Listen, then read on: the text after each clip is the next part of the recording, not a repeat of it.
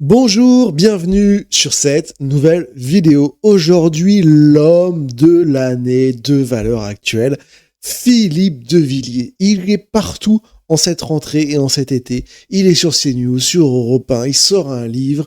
Valeurs Actuelles en fait tout un numéro sur lui.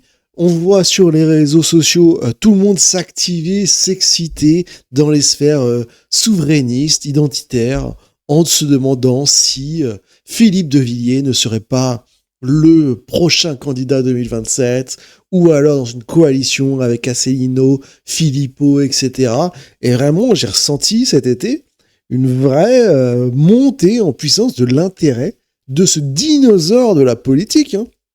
Parce que même moi, quand j'étais petit, il était déjà en politique, on en parlait déjà partout, il était notamment une super marionnette au guignol qui était hilarante de rire, avec un personnage vraiment hilarant, on se moquait déjà un peu de lui à l'époque, il s'est mis un peu en retrait de la politique, parce qu'il y a eu des histoires assez sombres dans sa famille, assez complexes, dont je ne vais pas rentrer en détail là-dessus, et il est également connu, fortement connu, pour le Puy du Fou, donc un parc d'attractions historique qui a reçu de très nombreux prix et de très nombreuses récompenses en France et à l'international, donc qui est une vraie réussite, qui a d'ailleurs été le lieu de villégiature, un peu de vacances d'été de frontières qui sont allés là-bas, bien sûr, pour porter les bonnes valeurs françaises. Donc vraiment, il fait le top de l'actualité aujourd'hui. Et pour illustrer un peu ce personnage, on va aller voir une vidéo d'il y a quelques années, d'il y a 4 ans, pendant la crise Covid, une vidéo assez surréaliste, une vidéo surréaliste pour vraiment descendre un petit peu ce personnage qu'on présente déjà, que certaines sphères un peu souverainistes présentent comme déjà comme l'homme de l'année, comme un futur présidentiel, etc. Je vais vous faire patienter encore sur cette vidéo, mais rassurez-vous, c'est vraiment une petite pépite. J'ai beaucoup rigolé sur cette vidéo. Avant ça, donc comme je vous ai dit, Valeurs Actuelles, c'est pour ça qu'on en parle, hein, c'est parce que notamment Valeurs Actuelles le met en avant comme l'homme de l'année, l'homme fort. Je vous ai dit, il a une émission sur CNews, il sort un livre, il a été un peu le mentor de Retailleau au Puy du Fou, et il est actuellement partout dans l'actualité. Il lance une pétition pour des discussions sur l'immigration, etc. Il fait l'actualité, et Valeurs Actuelles en fait quand même l'homme de l'année, et en gros ils ont fait quand même une interview de lui sur plusieurs pages. Ils ont fait ensuite un article dans le même numéro. Voilà, il y a au moins une dizaine de pages consacrées à cet homme de l'année. Donc, qui est cet homme de l'année ? Pour ça, on va aller regarder une petite vidéo savoureuse de bonheur.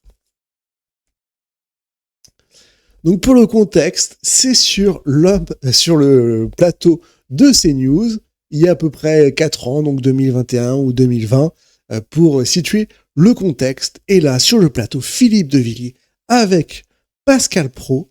Et même Pascal Praud n'en croit pas ses oreilles, hallucine et se moque littéralement de notre homme de l'année, de notre futur présidentiel, de l'homme salvateur qui va sauver la France.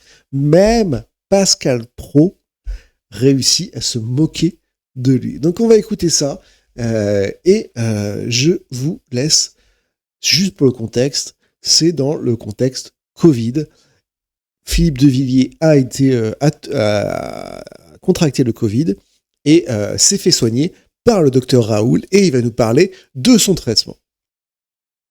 Alors, vous avez dit que vous avez été soigné par Didier Raoult avec de l'hydroxychloroquine, mais du pastis. Vous êtes... Voilà, directement, on rentre dans le sujet. Le sujet, c'est le traitement au pastis qu'a subi Philippe de Villiers. Et vous allez voir comment il s'en sort, comment il nous explique ça, et l'incrédulité de Pascal Praud, qui est vraiment à se moquer de lui. Sérieux ? Oui. C'est-à-dire que... Mais d'abord, vous êtes allé à Marseille ou vous avez échangé avec lui au téléphone? Échangé au téléphone. Et il vous a dit de prendre du pastis. Parce que ça, j'ai jamais entendu ça. Alors, d'abord, je lui rends hommage parce que moi, je l'aime beaucoup. Il s'est moins trompé que les autres. Et c'est un homme remarquable. C'est une chance pour la France de voir. Bon. Il s'est trompé beaucoup, quand même. En tout cas, pour moi, il s'est pas trompé. Je lui ai dit voilà, j'ai le Covid, qu'est-ce qu'on fait? Si vous aviez Il m'a pas eu dit, ça, vous seriez il guéri m'a quand tout de même. suite donné le traitement. J'ai vu avec mon médecin traitant. Donc là, déjà, oui, l'argumentaire, il s'est pas trompé sur moi. Oui, mais en fait, c'est le problème des guérisons. On sait jamais vraiment qu'est-ce qui a permis cette guérison, parce qu'il y a plein de gens qui sont guéris du Covid qui n'ont pas pris de pastis, en fait. Donc, et tous ceux qui sont guéris du pastis ont bu de l'eau. Tous ceux qui sont guéris du pastis. Tous ceux qui ont guéri du Covid ont bu de l'eau. Même ceux qui ont pris du pastis également. Donc, est-ce que l'eau, ce serait un traitement efficace? Tous ceux qui ont guéri du Covid ont respiré. Tous ceux qui ont guéri du Covid ont mangé des aliments. Peut-être tous de la viande, peut-être qu'il y a des véganes tout le monde a mangé par exemple peut-être du riz. Peut-être que le riz avait permis de guérir. Donc c'est pas un argumentaire pour dire ça a fonctionné. Traitant. Ouais. Donc c'était quoi le traitement? Le pastis, vous le prenez comment? Non, mais là, il faut le colloque entre le malade, le patient et le grand professeur reste secret à jamais. Sauf qu'il a donné déjà le traitement. Donc là, il essaye de patiner en disant oui, le colloque entre le patient et le docteur reste secret. Mais là, il a compris qu'il a dit une connerie, donc il essaie de se sortir. Oui, mais le pastis, vous ne sera même pas ouvert pour les archives de la médecine. Vous le diluez dans l'eau, le pastis. J'ai été un cobaye et il m'a dit vous inquiétez pas, vous allez survivre. Mais vous le diluez dans l'eau, le pastis, ou vous le prenez comme ça, sec? Dans l'eau. Non, je le prends normalement comme on le prend à Marseille. D'accord. Bon, mais vous l'accompagnez avec... Alors, vous en prenez combien? Un verre? Ah non, mais attendez, donnez-nous quand même qu'on... Donc là, c'est le colloque entre le patient et le docteur. Il a donné le traitement, le pastis, mais il peut pas dire comment il a pris. Est-ce qu'il a pris un verre, 2 verres? Là, il est en train de ramer absolument. Il se rend compte qu'il dit des conneries. C'est intéressant. Alors, quand même, ça. C'est la dose, comment dirais-je, la première dose, il faut au moins 2 doses pour... C'est comme le vaccin. AstraZeneca, oui, voilà. C'est comme le Ricard, c'est 2 doses. Donc le premier soir... Une à 11h et une à midi. Le premier soir, j'ai pris un verre ballon. Le deuxième soir, un verre à Ricard, à Bastis. Et là, ça allait beaucoup mieux. Et au bout de 3 jours, j'étais guéri. Donc, en fait... Vous avez bu à la santé de Charles Pasqua. Voilà. Non, mais je sais pas. Mais parce que c'est peut-être l'anis, c'est peut-être... j'en sais rien. Mais jamais j'ai entendu ça. Non, mais... On ne l'entendrait plus jamais, je vous rassure. Non, mais effectivement, j'ai jamais entendu ça. Parce que vos invités sont trop classiques. J'ai invité des gens qui font confiance à l'HPFP, là. La PHP. Arrêtez de dire du mal de la PHP. Oui, mais on est là. On dit plus rien sur eux en ce moment, donc essayons de ne pas nous fâcher. On est suffisamment fâchés quand même avec assez de gens pour qu'on ne le soit pas et tout le long. Bon, en tout cas, donc, petit pastis, 2 doses. Ce qui est bien, tu rentres au bar, puis je voudrais ma première dose, et puis après, 1 heure plus tard, une deuxième dose. Mais tout est surréaliste, en fait, dans cet extrait-là.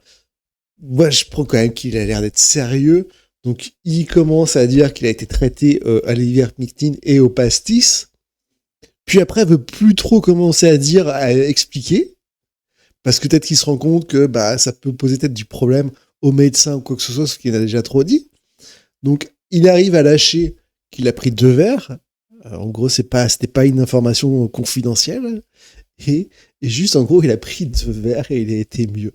Donc, ça remet en cause toutes les connaissances de la médecine. Et que si c'est vrai, il faut qu'il le dise, il faut pas le garder secret, faire des expérimentations, il faut prouver, quoi.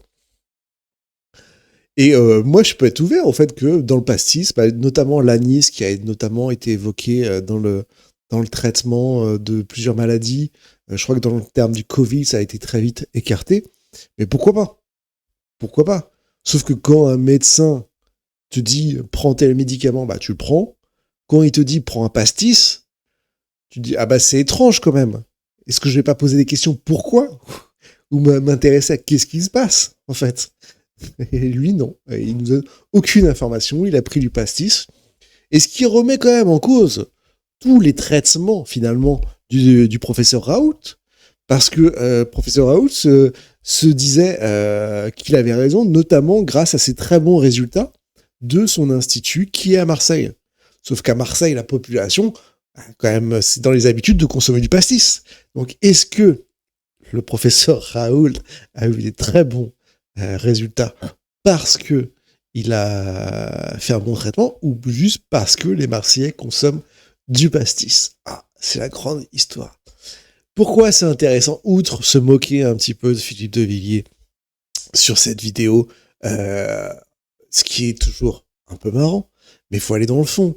En fait, ce qui nous intéresse, c'est qu'on voit l'homme de l'année, le présidentiel, etc., qui ne sait pas se dépatouiller de ce type de séquence, qui se fait un peu moquer, et qui n'arrive pas finalement à donner des informations simples, claires, argumentées, qui n'a même pas eu le réflexe, en tout cas il ne nous le dit pas, de questionner le traitement qui lui est donné.